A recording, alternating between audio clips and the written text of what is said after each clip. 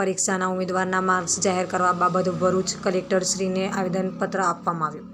સૂત્રો દ્વારા મળતી માહિતી અનુસાર આજરોજ ભરૂચ ખાતે યુવા અધિકાર ન્યાય ચળવળના લેટર પેડ હેઠળ સ્પર્ધાત્મક પરીક્ષામાં CBRT પદ્ધતિ નાબૂદ કરવામાં આવે અને ફોરેસ્ટ પરીક્ષાના ઉમેદવારના માર્ક્સ જાહેર કરવામાં આવે એ બાબતે ભરૂચ કલેક્ટરને આવેદન આપવામાં આવ્યું. ગૌણ સેવા પસંદગી મંડળ દ્વારા અલગ અલગ વિભાગોની પરીક્ષાઓ લેવામાં આવી હતી.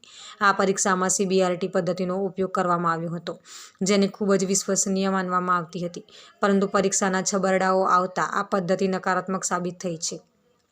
મોટે ભાગે પરીક્ષાઓ ગુજરાતી ભાષામાં લેવામાં આવે છે અને TCS કે અન્ય એજન્સીઓને ગુજરાતી ભાષાનું જ્ઞાન એટલું હોતું નથી.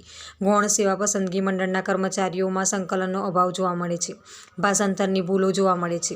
ગૂગલ કે અન્ય એપનો ઉપયોગ કરી ભાષાંતરનો ઉપયોગ કરવામાં આવે છે, જેના કારણે ભાવાનુવાદ જેવું થવું જોઈએ એવું થતું નથી. તુલનાત્મક માપદંડો જળવાતા નથી, જેના કારણે નોર્મલાઇઝેશન જળવાતું નથી, જેથી આ CBRT પદ્ધતિ દૂર કરવી જોઈએ. આજરોજ અમે ભરૂચ કલેક્ટર સાહેબ પાસેથી 2 ઓગસ્ટે ગૌણ સેવા તરફથી લેવામાં આવતી એક્ઝામ જે CBRT પદ્ધતિ મુજબ લેવામાં આવે છે, એમાં જે લોકોને જે હિતનો ન્યાય થાય છે, અન્યાય થાય છે, લોકોને પોતાના માર્ક્સ જાણવા મળતા નથી. આ જ પદ્ધતિથી બીજી બધા ઘણા સ્ટેટ એક્ઝામ લે છે, IBPSની, CGL અને CCની એક્ઝામ લે છે.